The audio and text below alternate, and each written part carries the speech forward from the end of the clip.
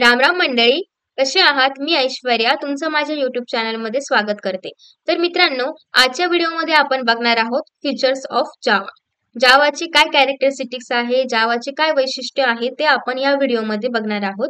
तर या व्हिडिओमध्ये मी तुम्हाला फक्त एक ओव्हरव्ह्यू देणार आहे की जावाचे फीचर कोणते आहेत आणि मी सगळे एक डिटेलमध्ये तुम्हाला नंतरच्या व्हिडिओमध्ये मी एक्सप्लेन करेन. चला तर मग सुरू करूया. तर पहिलं फीचर आहे जावाचं सिंपल. तर जावा ही एक सिंपल लँग्वेज आहे, इझी टू अंडरस्टँड आहे आणि हे जावा सिंपल ही जावा डेव्हलपर्सच्या पॉइंट ऑफ व्ह्यू न आहे, म्हणजे ज्यांनी जावा ही डेव्हलप केली त्यांच्या पॉइंट ऑफ व्ह्यू न जावा ही सिंपल आहे, माझ्या नाही. ओके, जर तुम्ही जावा एकदम मन लावून शिकलात आणि जर तुम्ही त्याची डेली प्रॅक्टिस केली तर तुम्हाला जावा ही सोपी नक्कीच वाटेल. त्यानंतरचं फीचर आहे ऑब्जेक्ट ओरिएंटेड. तर जावा ही एक ऑब्जेक्ट ओरिएंटेड प्रोग्रामिंग लँग्वेज आहे. म्हणजे ऑब्जेक्ट ओरिएंटेड मध्ये क्लासेस आणि ऑब्जेक्ट असतात. तर जावामध्ये सगळे प्रोग्राम्स कोड जावामध्ये जे काही आहे का ते सगळं क्लासेस आणि ऑब्जेक्टच्या मदतीने होते. म्हणून जावा ही एक ऑब्जेक्ट ओरिएंटेड प्रोग्रामिंग लँग्वेज आहे. आणि ऑब्जेक्ट ओरिएंटेड प्रोग्रामिंग लँग्वेज मध्ये आणखीन काही कन्सेप्ट आहेत, जसं की पॉलिमॉर्फिझम, इनहेरिटन्स, ॲब्स्ट्रॅक्शन, इनकॅप्सुलेशन, आणि हे सगळे आपण डिटेलमध्ये बघणार आहोत. नेक्स्ट फीचर आहे प्लॅटफॉर्म इंडिपेंडेंट. तर जावा ही एक प्लॅटफॉर्म इंडिपेंडेंट लँग्वेज आहे. तर पहिले आपण समजून घेऊया की प्लॅटफॉर्म डिपेंडेंट म्हणजे काय आणि प्लॅटफॉर्म इंडिपेंडेंट म्हणजे काय. तर प्लॅटफॉर्म डिपेंडेंट म्हणजे फॉर एक्झाम्पल, जर तुम्ही एखादा कोड विंडोज या ऑपरेटिंग सिस्टीम मध्ये लिहिलाय तर हा कोड तुम्ही फक्त आणि फक्त याच ऑपरेटिंग सिस्टीम मध्ये रन करू शकता. हा कोड तुम्ही वेगळ्या ऑपरेटिंग सिस्टीम मध्ये जर रन करायचा प्रयत्न केला, जसं की लिनक्स आणि आणखी वेगळ्या ऑपरेटिंग सिस्टीम मध्ये जर रन करण्याचा प्रयत्न केला तर तो कोड रन होणार नाही. तर म्हणजे तो कोड फक्त आणि फक्त त्या प्लॅटफॉर्म पुरताच मर्यादित आहे. त्याला म्हणतात प्लॅटफॉर्म डिपेंडंट. आणि प्लॅटफॉर्म इंडिपेंडंट म्हणजे कसं, आता जावा ही एक प्लॅटफॉर्म इंडिपेंडंट लँग्वेज आहे. म्हणजे कसं, जर एखादा कोड तुम्ही जावाचा कोड जर तुम्ही विंडोज या ऑपरेटिंग सिस्टीम वरती लिहिला आणि त्याची जी एक्झिक्युटेबल फाईल आहे, त्याची जी कंपाईल फाईल आहे, ती जर तुम्ही दुसऱ्या ऑपरेटिंग सिस्टीम वरती रन करण्याचं जर ट्राय केलं तर ती इझिली रन होईल.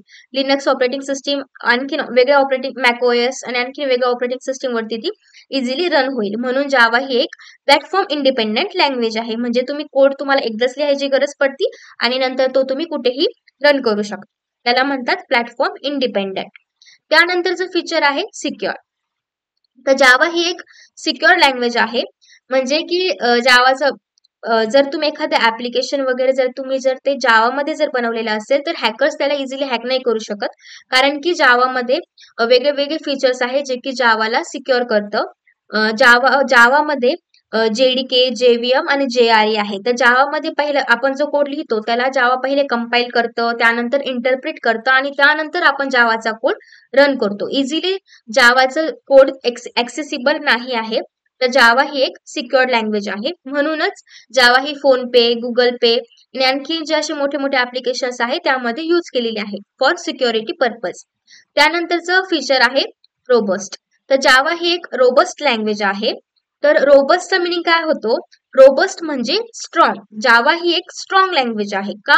कारण की जावामध्ये जे मेमरी मॅनेजमेंट आहे हे खूप चांगल्या पद्धतीने होतं. जावामधलं जे मेमरी मॅनेजमेंट आहे ते स्ट्रॉंग आहे.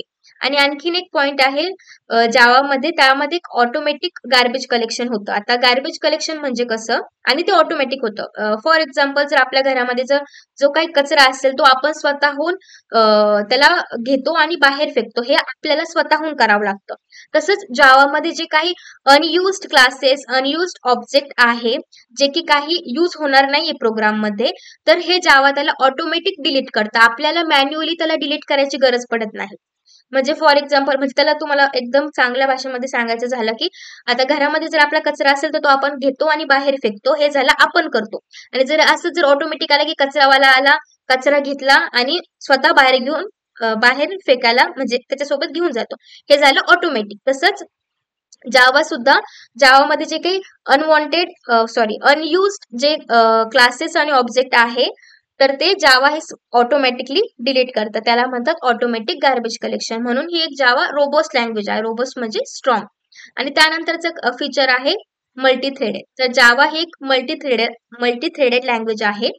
जावा ही मल्टीथ्रेडिंगला सपोर्ट करते.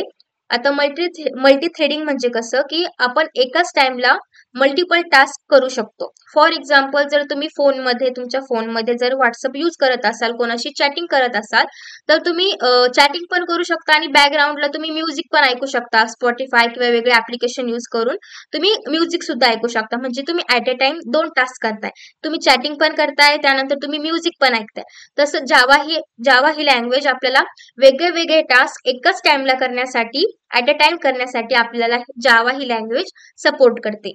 तर मित्रांनो, हे आहेत जावाचे फीचर्स आणि हे सगळे आपण वन बाय वन आपण डिटेलमध्ये बघणार आहोत. कारण की हे एकदम जर तुम्हाला डिटेलमध्ये नीट चांगल्या प्रकारे समजले तर तुमच्यासाठी हे एकदम चांगलं राहील आणि तुम्हाला कन्सेप्ट पण छान पद्धतीने समजेल. जर मित्रांनो तुम्हाला माझा व्हिडिओ जर आवडला असेल तर लाईक करा, शेअर करा, सबस्क्राईब करा. थँक्यू.